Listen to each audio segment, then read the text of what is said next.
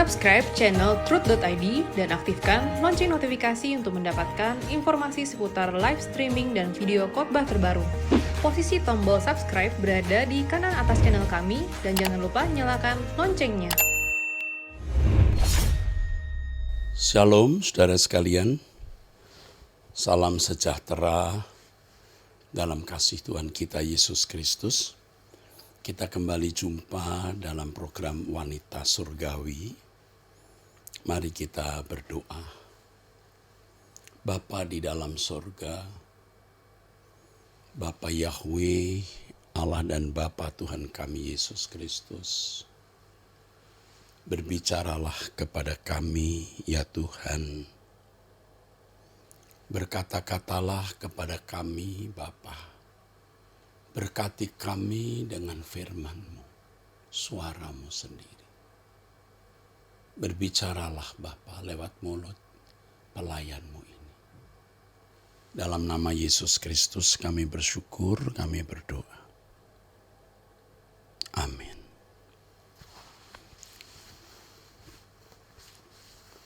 Saudaraku sekalian, kita kadang-kadang diizinkan Tuhan mengalami keadaan-keadaan yang sulit. Kalau di Abam, Anda bertanya, Alkitab menjawab, saya sering membaca ibu-ibu yang teraniaya oleh suami, teraniaya oleh mertua. Dan keadaan itu bisa terjadi secara berlarut-larut atau dalam keadaan terus-menerus berlarut-larut. Saudara, inilah yang terjadi, saudara, di dalam kehidupan manusia, dalam kehidupan orang, saudara. Jadi kita bisa melihat kenyataan ini, saudara. Di mana banyak orang begitu jahat terhadap sesamanya. Ya, bukan hanya terhadap orang lain, terhadap pasangan sendiri. Yang dulu dicintai, yang dulu berjanji untuk melindungi, mengasihi, tetapi kemudian dijadikan korban. Tidak sedikit ibu-ibu yang mengalami itu. Jadi dari Abam itu prosentasenya cukup besar, saudara. Ya, cukup besar. Wanita-wanita yang teraniaya oleh suami. Suami yang teraniaya oleh istri ada juga, tapi prosentasenya kecil sekali. Biasanya wanita yang teraniaya, terkhianati oleh suami, bahkan tertindas, tertekan oleh mertua. Nah, keadaan itu bisa berlangsung panjang atau berlarut-larut. Keadaan seperti ini membuat seseorang bisa menjadi putus asa. Dan mulai meragukan apakah Tuhan benar-benar ada. Apakah Tuhan benar-benar hidup. Sudah berdoa, sudah minta pertolongan Tuhan. Tetapi Tuhan tidak kunjung menolong. Nah, saya beritahu kepada saudara, di dalam Mazmur pasal 83 ayat yang kedua, firman Tuhan menunjukkan kepada kita, ini doa dari Mazmur Asaf, suatu nyanyian. Ya Allah, janganlah Engkau bungkam, janganlah berdiam diri dan janganlah berpangku tangan, ya Allah. Nyanyian ini yang juga merupakan seruan dan jeritan, menunjukkan adanya keadaan-keadaan di mana seseorang tertindas,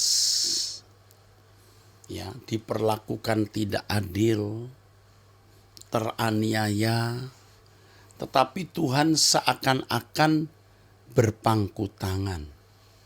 Tuhan seakan-akan berdiam diri, saudara. Ya Allah, janganlah Engkau bungkam, janganlah berdiam diri, dan janganlah berpangku tangan, ya Allah. Ini menunjukkan keadaan di mana Tuhan seakan-akan bungkam. Tuhan seakan-akan berdiam diri.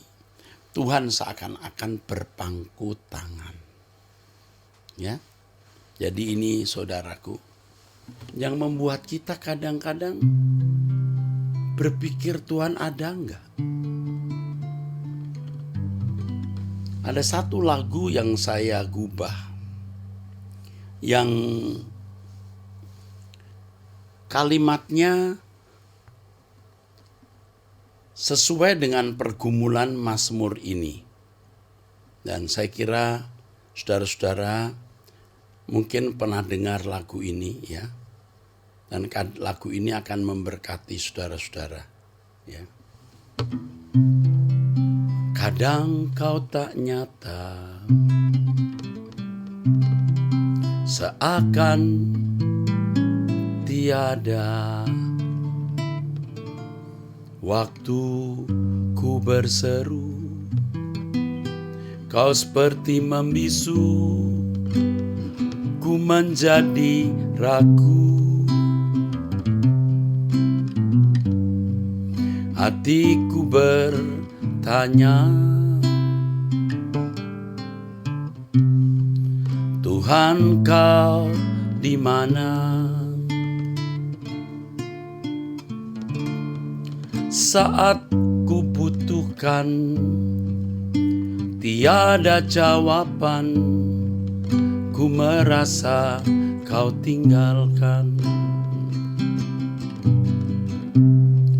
Kadang kau tak nyata, seakan tiada. Waktu ku berseru, kau seperti membisu, ku menjadi ragu. Hatiku bertanya,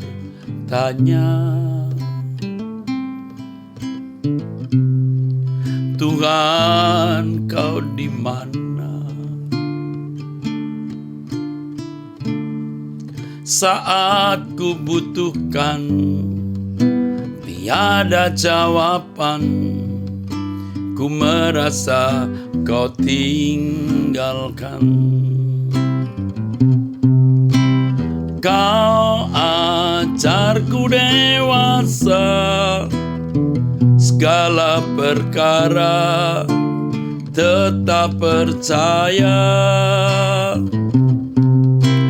Kau ajarku mengerti segala hal yang Bapa ingini.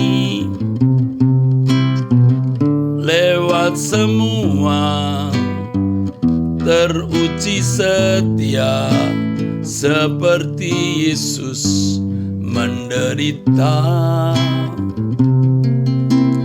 Emas yang murni telah teruji, indah di mata Bapa.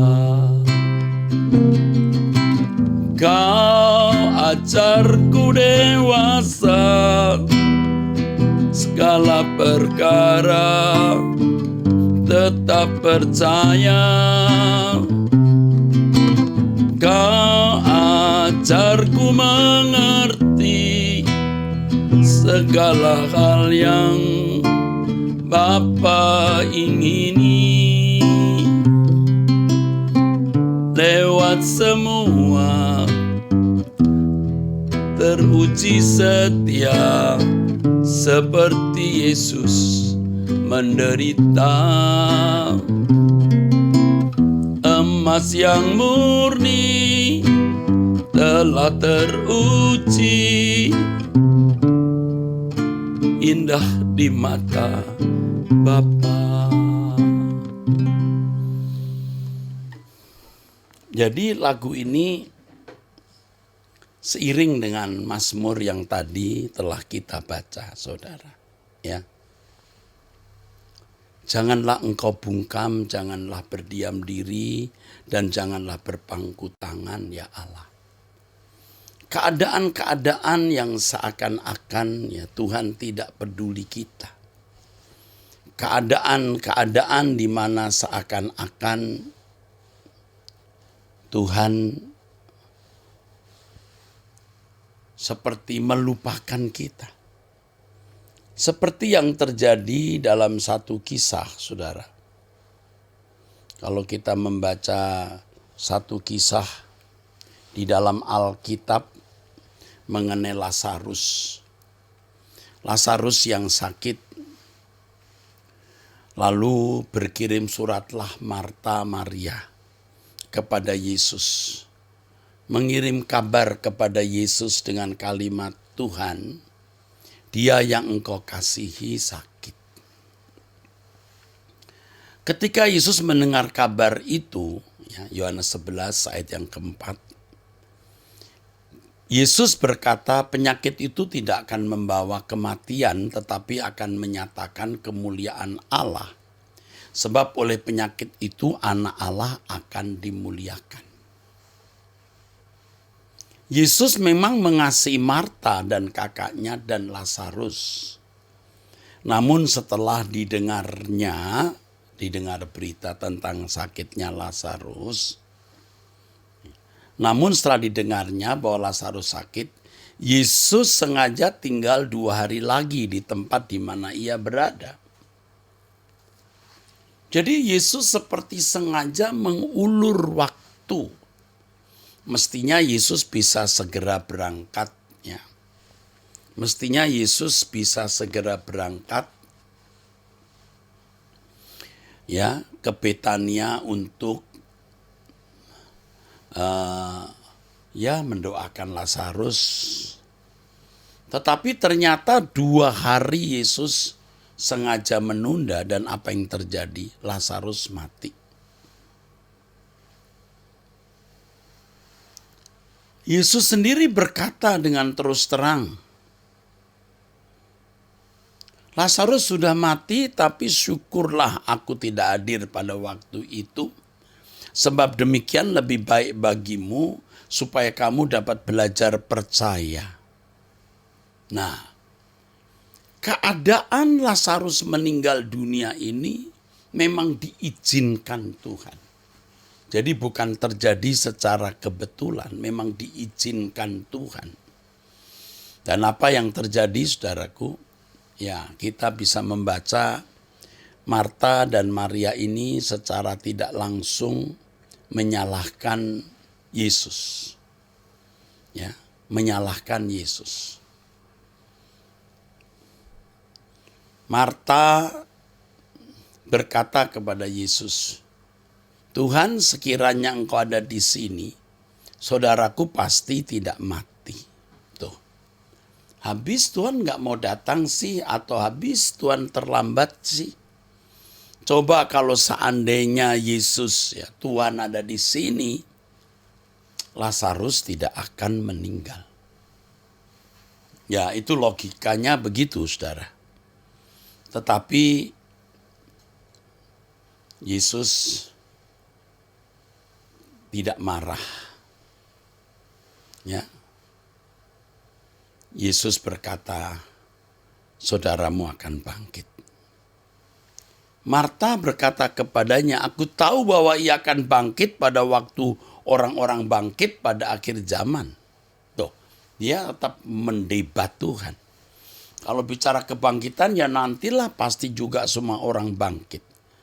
Tidak yakin bahwa Yesus akan membangkitkan. Ini salah persepsi. Yesus bicara apa? Maksudnya apa? Marta menafsirkan apa? Saudara, kita percaya bahwa segala sesuatu yang terjadi di dalam hidup kita itu di dalam kontrol Tuhan. Dalam pengetahuan Tuhan, dalam kendali Tuhan. Ya bicara begini gampang ya saudara. mengkhotbahkan hal ini mudah, saudara. Tetapi prakteknya tentu tidak mudah. Tidak mudah. Ya, saya juga manusia seperti saudara yang juga memiliki persoalan-persoalan, pergumulan-pergumulan, bahkan termasuk berat, ya. Dan itu menyita pikiran dan perasaan kita. Lalu kita juga bisa menjadi kecil hati dan kecut. Lalu kita berkata, Tuhan, Engkau di mana? Mengapa Engkau biarkan semua ini terjadi? Lalu kita lupa apa yang dikatakan oleh firman Tuhan. Kita lupa, saudara. Kita lupa apa yang difirmankan oleh Tuhan. Firman Tuhan mengatakan jelas, saudaraku, bahwa Allah bekerja dalam segala sesuatu. Tahu, percaya, tapi dengan mulut. Faktanya ketika kita di dalam situasi sulit, dan situasi itu berlarut-larut, tidak kunjung selesai, lalu makin tidak melihat jalan keluar, makin kita melihat kondisi makin runyam, makin kacau, kita menjadi kecut, ya, kecil hati, seakan-akan Tuhan tidak ada. Ingatkah saudara dengan kisah bangsa Israel yang dibawa oleh Tuhan dari Mesir ke Kanaan? Tuhan membawa bangsa Israel baru keluar dari Mesir ke pantai atau di seberang atau maksud saya di pinggir Laut Tiberau yang kanan kirinya bukit, saudaraku. Dan pada waktu itu Firaun dengan algojo-algojonya mengejar. Jadi bangsa Israel seperti sengaja dibawa Tuhan dalam situasi itu. Memang sengaja, ya. Dibawa ke situasi itu. Mereka berjalan dituntun tiang awan dan tiang api. Dan mereka dibawa Tuhan ke pantai Laut Tiberau itu. Sementara Firaun dengan algojo-algojonya datang, siap membantai mereka. Sedang mereka bangsa budak yang tidak biasa berperang. Sementara Firaun memiliki pasukan berkereta perang, berkuda, dan tentu senjata lengkap. Itu kalau menggunakan perhitungan, bangsa Israel ambiar, saudara, habis. Mereka tidak bisa lari ke kanan atau ke kiri, bisanya nyemplung. Nyemplung ke Laut Tiberau jadi cendol.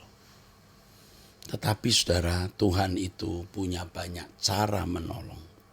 Justru keadaan itu merupakan cara Tuhan membuka mata.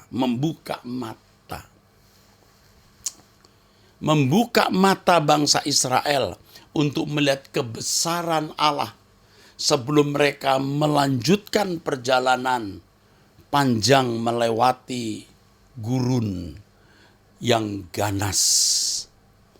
Jadi mereka melihat kemuliaan Allah sengaja. Biar mereka melihat kemuliaan Allah.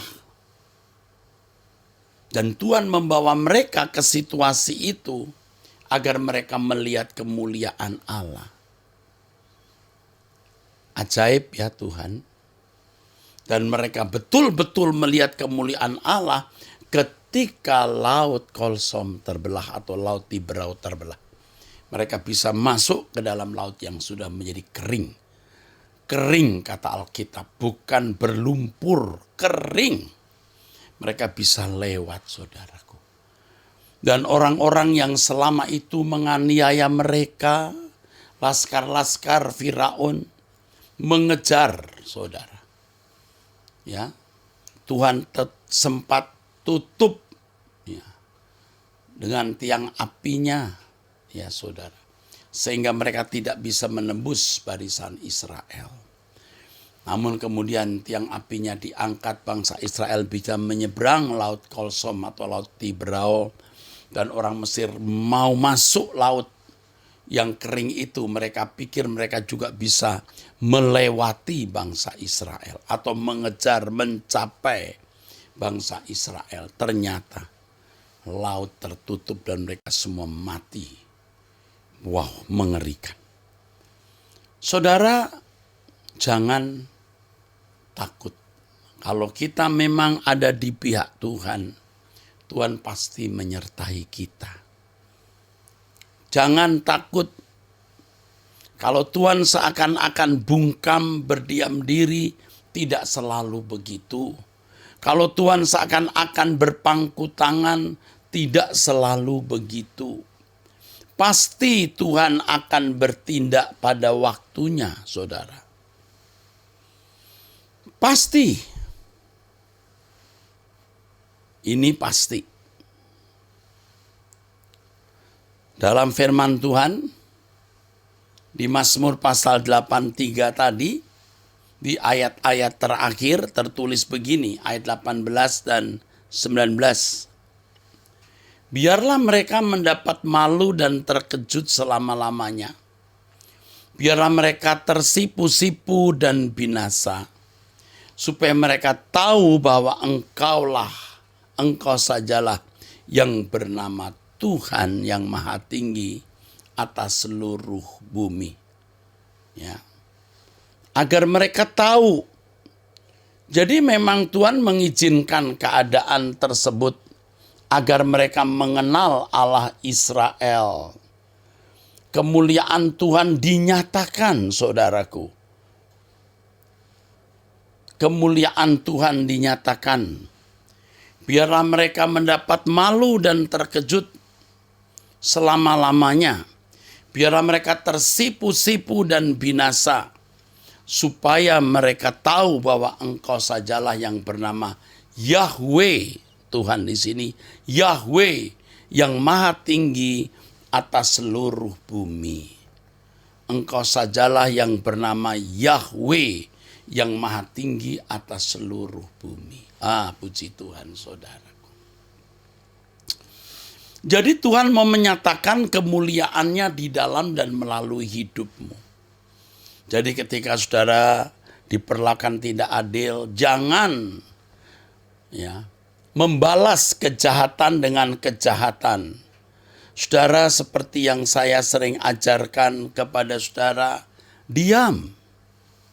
Diam dan diam. Dengan kita berdiam diri, Allah turun. Jadi tidak selamanya begitu, Bu.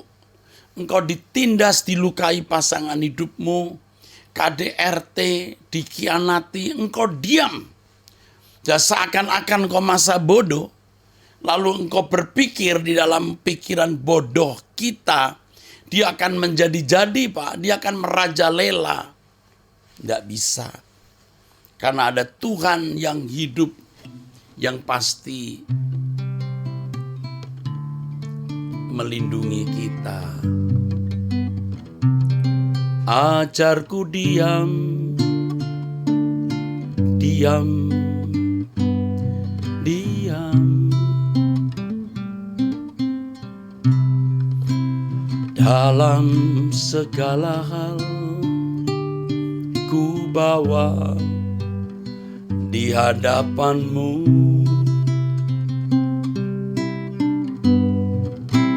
Ajarku diam, tetap diam, diam.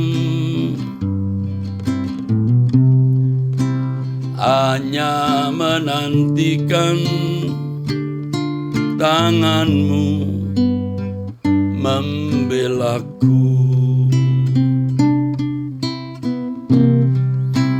Ajarku tidak membalas mereka yang menyakitiku.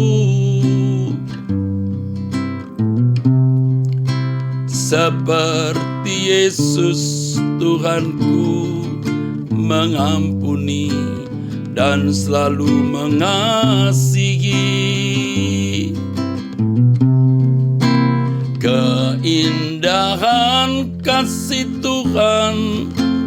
memancar di dalam hidupku, menjadi saksi bagimu, nyatakan keagunganmu.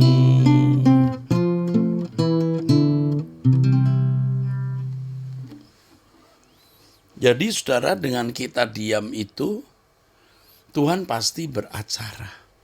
Nah, masalahnya sering kita kurang sabar. Kita mau punya jadwal, dan kita menginginkan Tuhan itu mengikuti jadwal kita. Oleh sebab itu, saudara ingat, saya sering mengemukakan atau beberapa kali mengemukakan kalau kita punya masalah, dua hal yang tidak boleh kita ucapkan. Yang pertama, sampai kapan? Ini tergantung Tuhan punya jadwal ya saudara. Pasti selesai pada waktunya, pasti ada endingnya. Jadi kita gak usah berkata kapan Tuhan. Jalani saja. Sebab Tuhan sudah punya schedule. Timetable-nya Tuhan. Ya, jadwalnya Tuhan kapan masalah itu selesai. Kata pertama, jangan tanya kapan. Yang kedua, aku tak sanggup lagi. Tuhan tidak memberikan kita pencobaan melampaui kekuatan kita. Tuhan pasti mendampingi kita, Tuhan pasti menopang kita. Jangan takut. Saya manusia seperti saudara yang juga ada kecutnya, ada jipernya, ada gentarnya waktu menghadapi kemelut masalah. Tetapi saya belajar dari Daud, ketika Daud di kota Siklak mau dilempari batu oleh hulu balangnya sendiri, mau dilempari batu oleh orang-orang dekatnya sendiri, dia tidak membalas.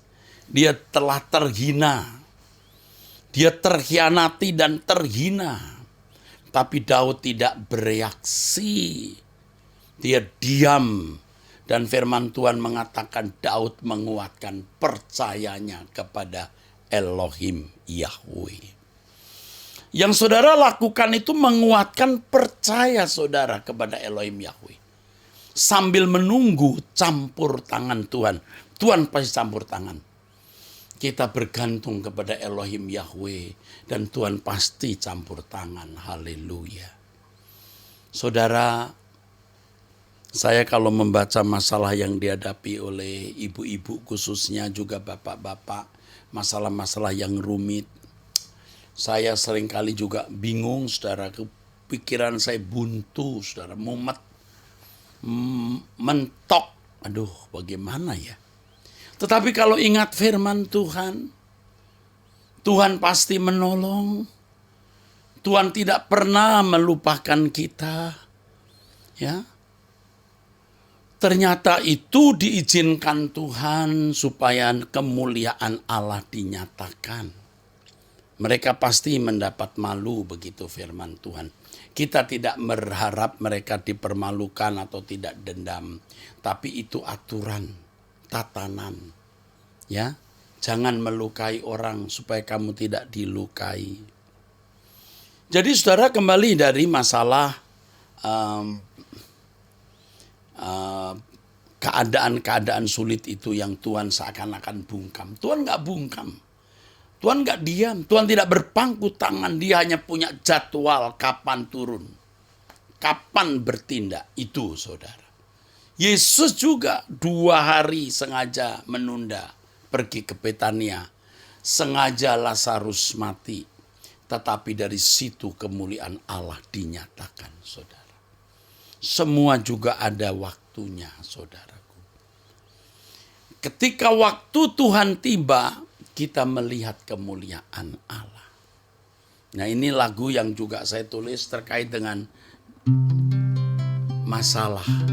Engkaulah kekuatanku, tempat perlindunganku. Engkau batu karangku, pertolonganku. Kuasa gelap datang menyerang, Engkau persembunyianku. Kala badai menerpa, Engkau tetap beserta. Saat topang menerjang, tetap menopang. Engkau pegang kuat tanganku, aku tak akan goyah. Ku kan melihat kemuliaan-Mu, Elohim Yahweh, pembelaku.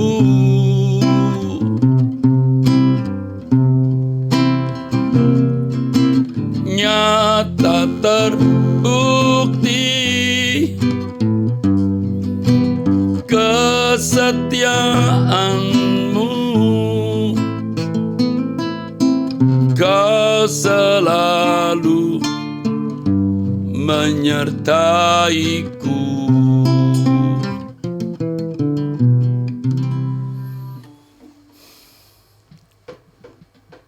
Puji Tuhan, saudaraku sekalian. Jadi kita pasti melihat kemuliaan Tuhan. Tunggu waktu saja. Yang penting jangan kita berbuat dosa. Lawan masalahmu dengan kekudusan. Lawan masalahmu dengan kesucian. Ya, kita bergantung saja kepada Tuhan. Tuhan pasti menolong kita. Oke? Ya, selamat melihat kemuliaan Tuhan, saudaraku.